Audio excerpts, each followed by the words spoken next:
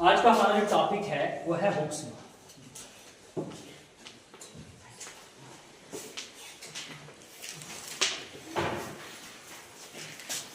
आज हम Hooke's law को एक्सपेरिमेंटली प्रूव करने की कोशिश करें। क्या होता है? It states that extension produced on a spring is directly proportional to load applied within elastic limit. सबसे पहले हम लेते हैं हुक्स लॉ की डेफिनेशन।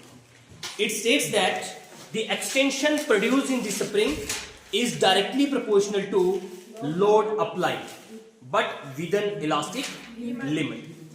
हुक्स लॉ कहता है कि स्प्रिंग के अंदर उतनी ही एक्सटेंशन प्रोड्यूस होगी जितना हम वहां पे लोड अप्लाई करेंगे। स्प्रिंग के अंदर उतने ही एक्सटेंशन प्रोड्यूस होगी जितना हम यहां पे लोड अप्लाई करेंगे, but this extension depend upon elastic limit. कितने उस स्प्रिंग की क्या है? इलास्टिक लिमिट है। ऐसा नहीं है कि हम इस स्प्रिंग के आगे ये सपोज करते हैं हमारे पास ये कोई स्प्रिंग है, हम यहाँ पे वेट अप्लाई करते जाएंगे, ये स्प्रिंग में एक्सटेंशन आती जाएगी, इसको और वेट अप्लाई करेंगे, और एक्सटेंशन और एक्सटेंशन और एक्सटेंशन और एक्सटेंशन। ऐसा बिल्कुल भी नहीं है, क्योंकि इस स्प्रिंग की सबसे पहले आपने देखनी है कि इलास्टिक लिमिट कितनी है। इलास्टिक लिमिट के अंदर ही इसमें एक्सटेंशन प्रोड्यूस होगी। क्या कहता है Hooke's law? Hooke's law states that the extension produced in the spring is directly proportional to load applied with an elastic limit. अगर हम मैथमेटिकली लिखे तो हम ऐसे लिख सकते हैं, stress is directly proportional to strain. Stress is directly proportional to strain. अब सबसे पहले हम स्ट्रेन को जानने की कोशिश करेंगे कि स्ट्रेन क्या है। स्ट्रेन क्या है? Defined as the change in configuration to its original configuration. बिल्कुल। स्ट्रेन क्या है? हम रेशियो लेते हैं, हम रेशियो लेते हैं कि उसकी ओरिजिनल कॉन्फ़िगरेशन कितनी थी और अब उसकी कॉन्फ़िगरेशन कितनी है। इन दोनों चीजों की हम क्या लेते हैं? रेशियो लेते हैं। तो अब हम क्या करेंगे? हुक्स लॉ को एक्सपेरिमेंटली प्रूव करने की कोशिश करेंगे।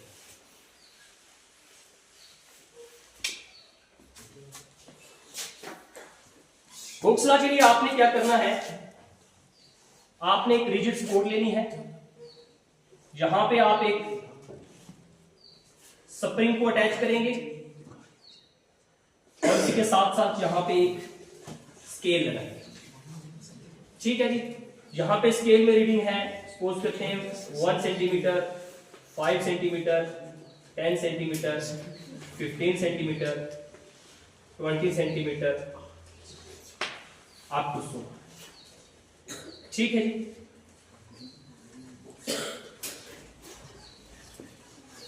ये रहता है आपके पास हुक्स लॉ का ऑपरेटर्स, जिसमें आपने कहा कि हमने एक स्प्रिंग को एक रिजिड सपोर्ट के साथ अटैच किया और इसके साथ हमारे पास क्या है? एक स्केल, और स्केल के ऊपर ये रीडिंग है 1 सेंटीमीटर, 5 सेंटीमीटर, 10 सेंटीमीटर, 15 एंड 20। अब आपको करना क्या है? एज पर हुक्स लॉ की स्टेटमेंट के कि जितना हम यहां पे लोड अप्लाई करेंगे उतने ही स्प्रिंग के अंदर क्या होगी? एक्सटेंशन प्रोड्यूस होगी। अभी आप देखिए कि इसके अंदर एक्सटेंशन बिल्कुल भी नहीं है, एक्सटेंशन इसके अंदर क्या है? 0 है। इसकी क्या है? ओरिजिनल सिचुएशन है। बट जितना जितना हम यहां पे वेट अप्लाई करेंगे ये स्प्रिंग यहां से नीचे नीचे आती जाएगी। सपोज करते हैं कि हम यहां पे 5 ग्राम, कितना? 5 ग्राम लोड यहां पे अप्लाई जब हम करेंगे यहां पे, तो ये स्प्रिंग यहां से एक्सटेंड होके यहां पे आ जाएगी। आपने कितना ग्राम वेट अप्लाई किया? यहां पे वेट यहां पे अप्लाई कर रहे हैं और एक्सटेंशन स्प्रिंग के अंदर कितनी आई? 5 ग्राम आपने लोड अप्लाई यहां पे, तो रीडिंग क्या आ गई? 5 सेंटीमीटर। फिर आप यहां पे लोड अप्लाई कर रहे हैं, सपोज करते हैं 5 ग्राम और डालते हैं, तो ये सीधा चला जाएगा कहां पे? 10 सेंटीमीटर। अगर आपके पास टोटल वेट 10 है तो यहां पे कितना आ जाएगा? 10 सेंटीमीटर। फिर यहां से और लोड अप्लाई करोगे, 5 ग्राम और डालोगे, तो टोटल वेट कितना हो गया? 15। तो एक्सटेंशन हमारे पास कितनी होगी? 15 सेंटीमीटर। अब यहां से लेकर यहां तक कितनी लेंथ है? 15 सेंटीमीटर। यहां से हम ये देख पा रहे हैं कि जितना हम लोड अप्लाई कर रहे हैं उतनी स्प्रिंग के अंदर कितनी आ रही है, एक्सटेंशन प्रोड्यूस हो रही है।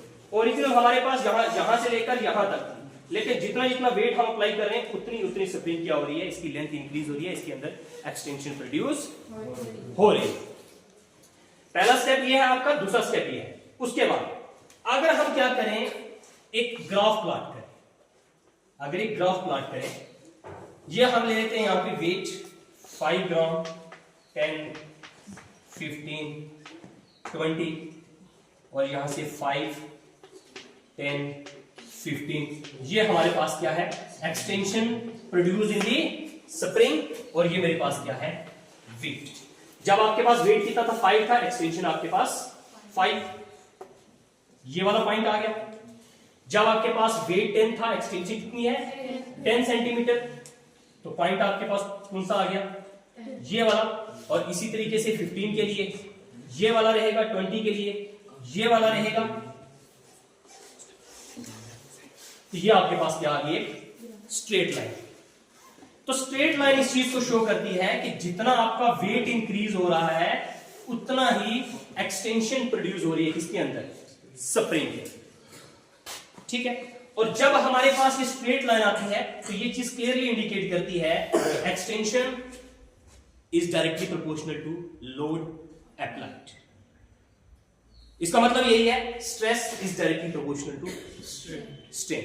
अब यहां पे मैं ले रहा हूं 5 ग्राम, एक्सटेंशन 5, ऐसा नहीं है। अगर आप यहां पे 3 ले लेंगे, 3 की वजह से 5 आ गया। अगर आप यहां पे 6 ले लेंगे, उसकी वजह से 10 आ गया।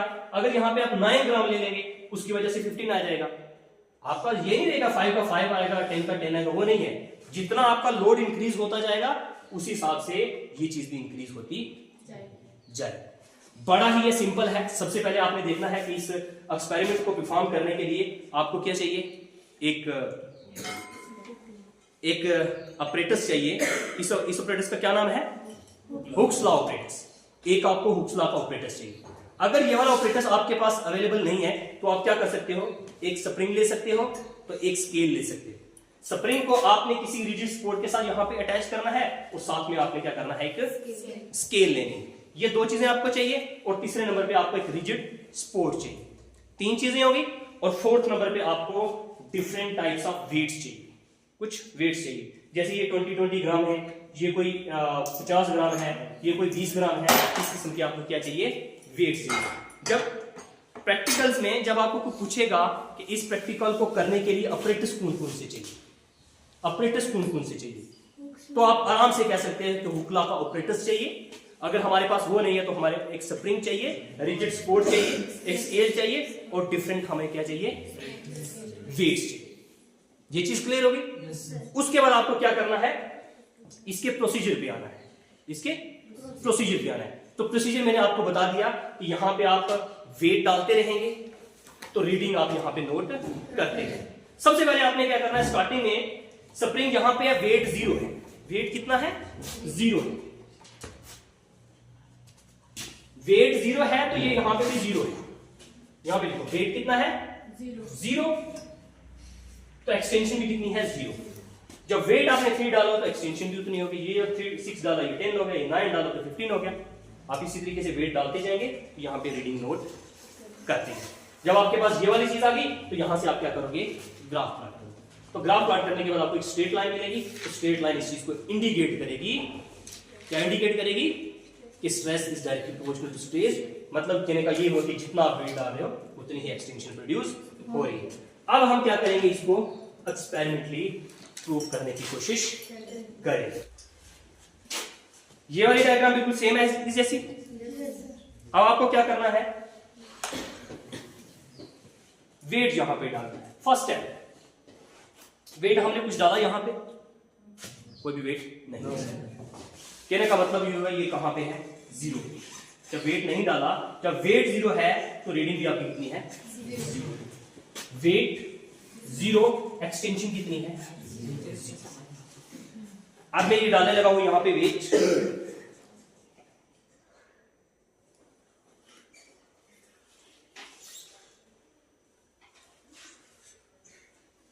थोड़ा सा सीधा करिए।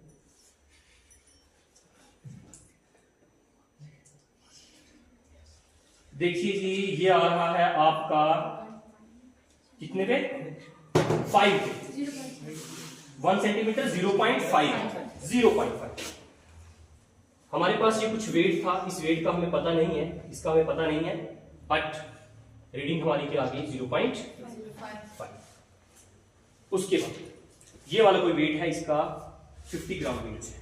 आपने करना क्या, इसको यहाँ से पकड़ना है, यहाँ से ऊपर से इसको इंसर्ट करना है, ठीक है जी। छोड़ दिया आपने, इसको छोड़ दिया, ये यहाँ पे आ गया, तो इसकी रीडिंग कितनी आ गई 4.5। जब आपने 50 ग्राम लिया तो रीडिंग कितनी आ गई 4.5। उसके बाद हम ये वाला डालेंगे, 50 ग्राम और डालेंगे, तो वेट मेरा कितना हो गया 100 हो गया। वेट मेरा 100 हो गया, तो ये कितना आ गया 8.5। दोबारा देख लेते हैं, 9 100 ग्राम में कितना आ गया 9। उसके बाद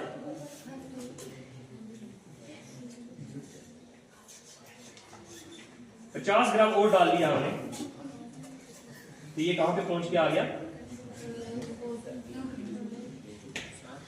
कितना है, नहीं 14 पे नहीं है, 0.5 है, आराम से देखिए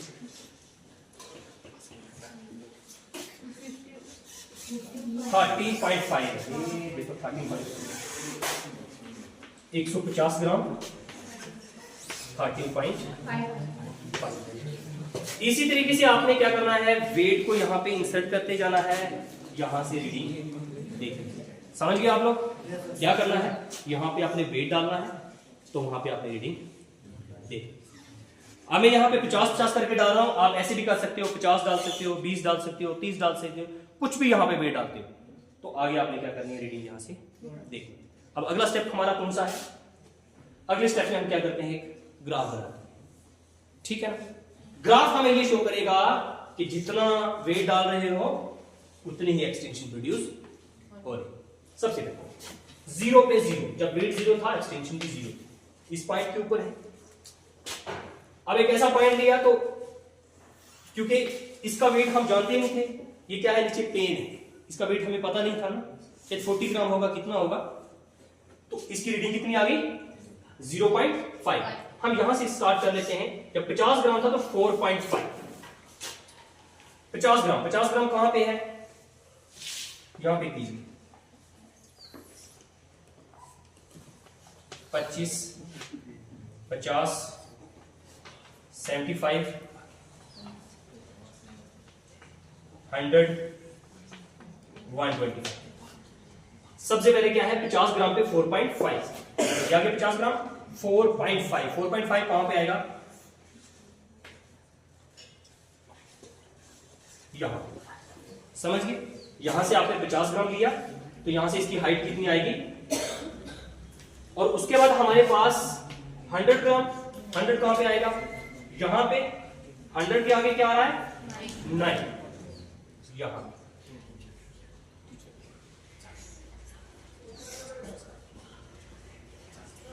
ठीक है जी, ये वाला पॉइंट आ गया। उसके बाद 13.5 किसके लिए आएगा, 150 के।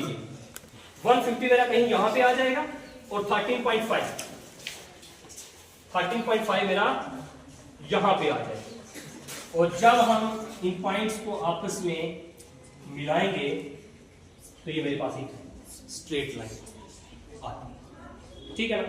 तो ये स्ट्रेट लाइन इंडिकेट करती है कि जितना आप वेट डाल रहे हो उतनी ही एक्सटेंशन प्रोड्यूस हो रही है।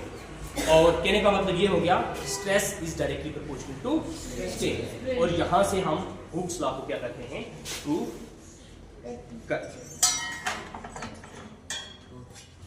ठीक है जी। ये था हमारा हुक्स, समझ गए। मुश्किल है, आसान है। पहले नंबर पे डेफिनेशन, फिर आपने मैथमेटिकली लिखना है, फिर आपने वो डायग्राम बनानी है, डायग्राम के बाद रीडिंग लेनी है, रीडिंग के बाद आपने क्या करना है, ग्राफ। एक दिन के अंदर हो जाएगा कि नहीं? आज हो जाएगा कि नहीं? आज आपने करना है